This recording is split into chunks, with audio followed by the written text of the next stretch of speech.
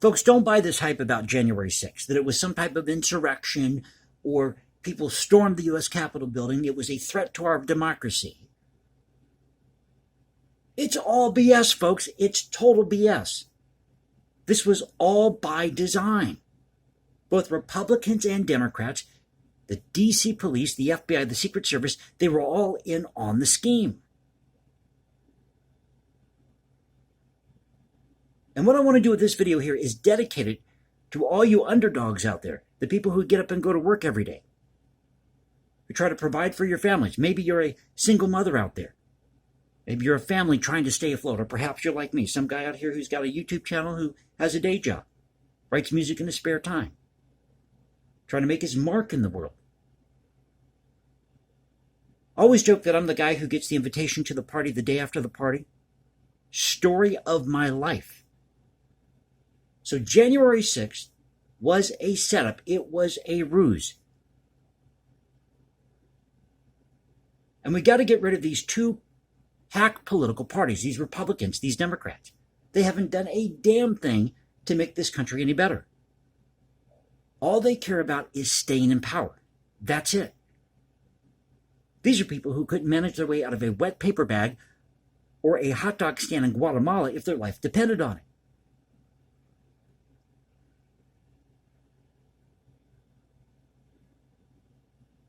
But I want to dedicate this video to the ordinary man and woman out there, the forgotten man and woman who gets up and goes to work every day, provides for their family, who plays by the rules, and they're constantly getting screwed by the system. You're being fed BS from Hollywood. You're being fed BS from D.C. You know what we need? We need not just Trump to run in 2024, but a candidate to come along and run as an independent, a libertarian. That's actually what Trump should do if he plans to run in 2024. He should run as an independent or libertarian candidate, and he should say, you know what, it's all BS. What they've been feeding you in DC's BS, what they've been feeding you in Hollywood's BS, you need to elect me, and I'm going to show you how much BS they've been feeding you. That's what we need. We need somebody who's willing to tell the truth. And I want to be your voice here on YouTube. Because I really believe that the majority of Americans are not Republican or Democrat. They're independent voters. They can think for themselves. They don't need a political party telling them what to do or how to think or how to vote.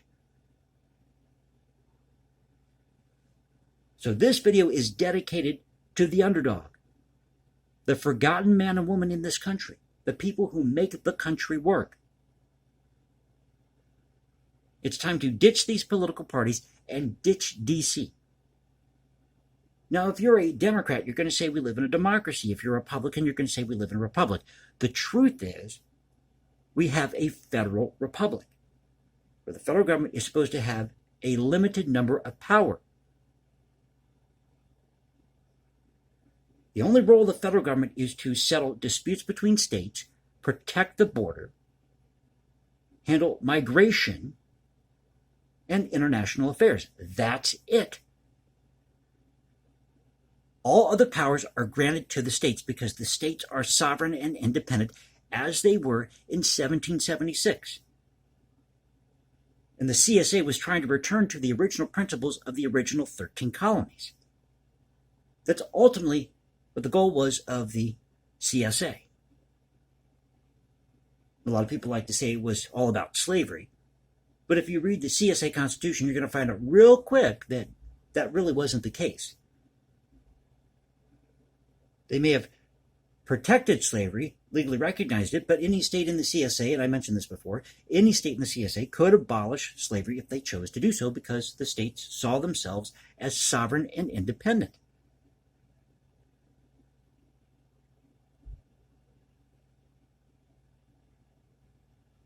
So we're going to go to Fox News, Breitbart, Twitter, and look at all these comments, these articles. Because Kamala Harris is now saying that she was in D.C. or at the DNC headquarters when they found this pipe bomb. Remember this? On January 6th?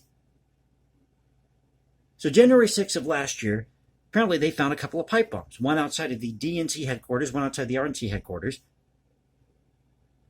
And somebody saw this suspicious character walking around or pacing about the DNC and the RNC the night before, January 5th, wearing a hoodie and sunglasses and Nike sneakers.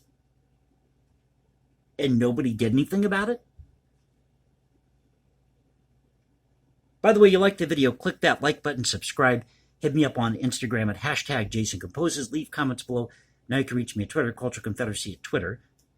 And happy 2022. Now in numerology, this is the year of the 6, so within a year, you're supposed to add the digits in that year. So you take 2 plus 0 plus 2 plus 2, you get 6.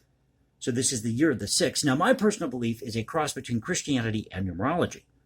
I believe that Jesus is the Son of God. He died on the cross for our sins, rose from the dead. I believe in the Word of God, but I also believe a little bit in numerology. That numbers have power.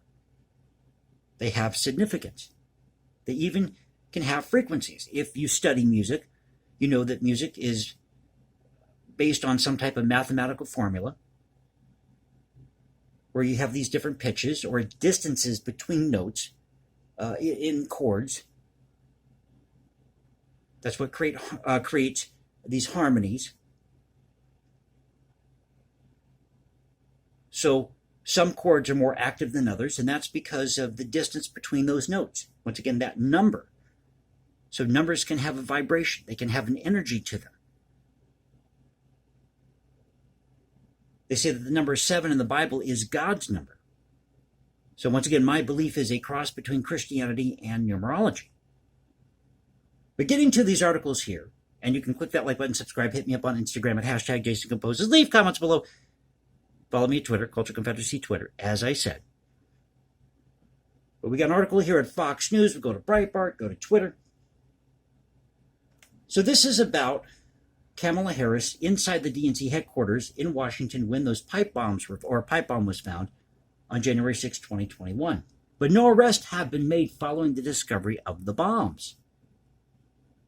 Then Vice President-elect Kamala Harris was inside the Democrat National Committee headquarters on January 6, 2021, when a pipe bomb was discovered outside the building, Fox News has confirmed.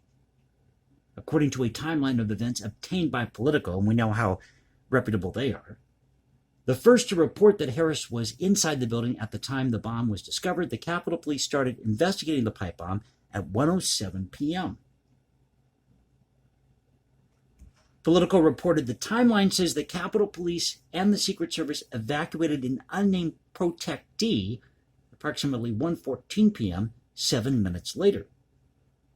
The 4 people among them, a White House official and a former law enforcement official, confirmed that Harris was the Secret Service protectee identified in the timeline, which has circulated on Capitol Hill. And they've got a picture of the suspect who apparently planted these bombs outside the DNC and the RNC. He's wearing a hoodie, he's got on a face mask because of COVID, and he's wearing sunglasses. Sunglasses at night, mind you.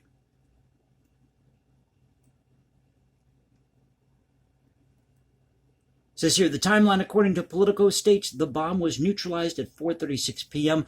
A different pipe bomb found at the Republican National Committee headquarters was neutralized at 3:33 p.m. No arrests have been made in the investigation, and Americans have been left unsure whether there is a connection between the pipe bombs and the Capitol riot. Oh, I think so, because it was all a ruse, as I said. The FBI formally wrote on social media the bombs could have been detonated, resulting in serious injury or death. Surveillance video shared by the FBI shows the suspect wearing a face mask, glasses, a gray hooded sweatshirt, gloves, and black and light gray Nike shoes.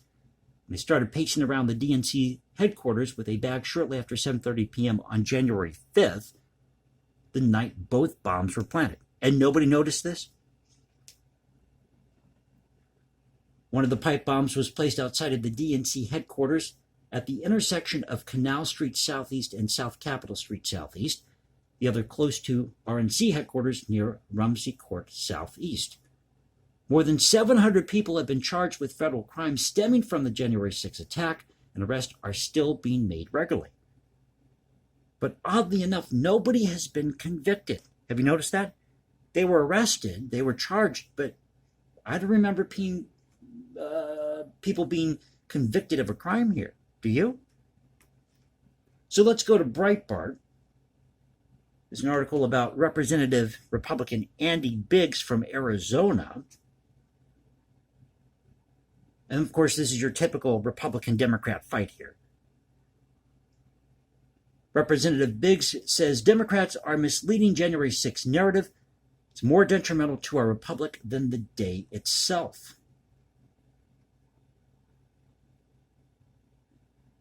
Quote, I condemn political violence as I always have, including violence that took place on January 6, 2021, he began. Any act or speech that impedes constructive debate on the important issues facing our nation is a waste. Well, hold on now. Impolite speech is protected by the First Amendment. Now, if you threaten somebody with that speech, you threaten that you're going to injure them somehow, cause bodily injury, there you go. I'm going to cause you bodily injury. But if you threaten somebody by saying you're going to cause them bodily harm, then yes, you can be charged with a crime. But simple debate, that's protected by the First Amendment. But the Democrats and the media's one-sided and misleading narrative about the events, causes, and implications of that day are more detrimental to our republic than the day itself, he added, as was quoted earlier. And he went to Twitter and he said this, there is no place for political violence in our society, but there's also no place for the Democrats' lies, cover-ups, and witch hunts. He then accused the illegitimate House Select Committee investigating the January 6 U.S. Capitol riots of neglecting its very purpose while politicizing the event. Quote, thus far, the illegitimate committee created by Nancy Pelosi and congressional Democrats to ostensibly investigate the events of January 6 have done nothing but attack President Trump and his supporters, he said. And I agree with that. It was all designed to oust Trump. Everybody was in on it. Has anybody seen Mike Pence lately? Claiming a, quote, serious and legitimate inquiry would have released the many hours of security footage from within the Capitol complex to reveal what actually occurred. Biggs suggested a professional committee would consider the following. And these are really good questions, by the way. Why was there a lack of training and equipment for law enforcement? What role did Speaker Pelosi play in preventing law enforcement from having adequate personnel and material to protect the Capitol? And did paid federal law enforcement agents provoke the riot? I think I answered that question for you. Anybody with 2 cents worth of brains knows what happened.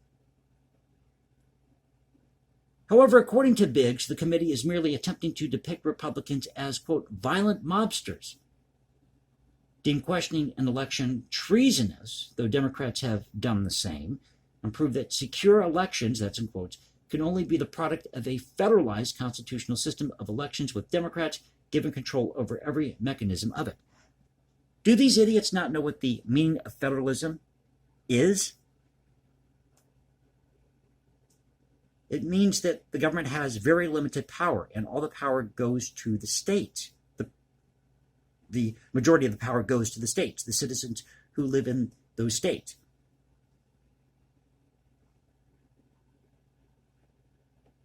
Biggs, who serves as chairman of the House Freedom Caucus, concluded by stating there is, quote, no place for political violence in our society, nor for the lies, cover-ups, and witch hunts of the Democrats. Americans should ignore this group of unimpressive, hateful, Trump-hating loons, he said. And Biggs' statement came as Democrats used the January 6th riot to delegitimize former President Donald Trump and his agenda, while warning that American democracy is at stake. Now let's go to Twitter and look at the comments at Twitter.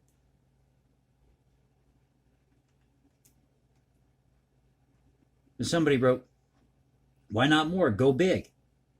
Capitol Police officer sues Trump on January 6th anniversary, says he directed mob. No, he didn't. If you go back and you check Trump's speech, and I watched it, he told them we're now going to go peacefully and patriotically to the Capitol to make our voices heard. He never once encouraged his supporters to storm the Capitol building, to break windows, to threaten anybody. He never did any of that.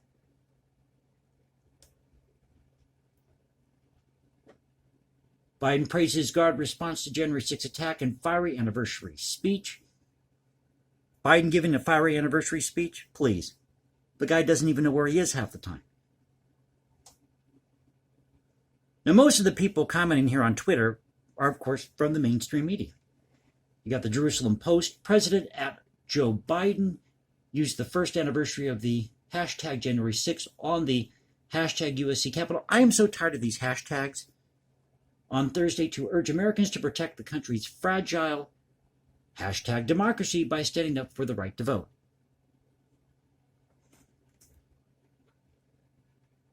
According to the Star Tribune, Minnesota activists called for bipartisan support for voting rights legislation and denounced the actions of those behind the deadly U.S. Capitol siege a year earlier.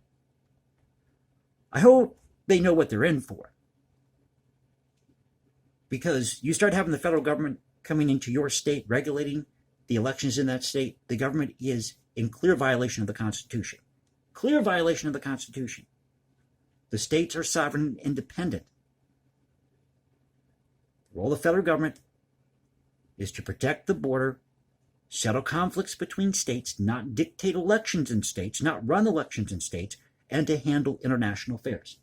That's it. And whatever powers are granted to them in the U.S. Constitution. Oh, good old Chuck Todd. This is from Mediaite. According to MSNBC's at Chuck Todd, President at Joe Biden's January 6th anniversary speech was not partisan. Quote, if you're pro-democracy and pro-America, we don't live in a democracy, we live in a federal republic.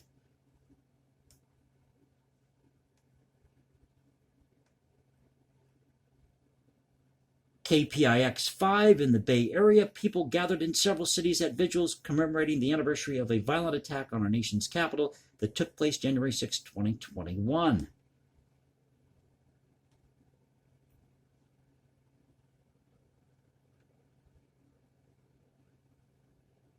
So this is what's going on out on social media right now. The mainstream media is rallying behind Biden, calling this speech the greatest speech ever. They're fueling the narrative that we had some type of insurrection when we didn't. It was all planned. We need to have a candidate come out and say that these people are full of it. Like Trump did. Although Trump should have gone a little bit further. Had he had done that, he would have won many more votes, I can guarantee you. He should have called a spade a spade. They're feeding you BS in Hollywood, they're feeding you BS in DC. If you elect me, I'm going to show you how much BS you've been fed. That's what we need. So thank you for being with me. You enjoyed the video. Please click that like button, subscribe, hit me up on Instagram at hashtag Jason Composes, leave comments below. Now you can reach me at Twitter, Cultural Confederacy at Twitter. This is the Cultural Confederacy saying peace out, stay safe everybody, God bless this great country, and I'll catch you next time. And Happy New Year.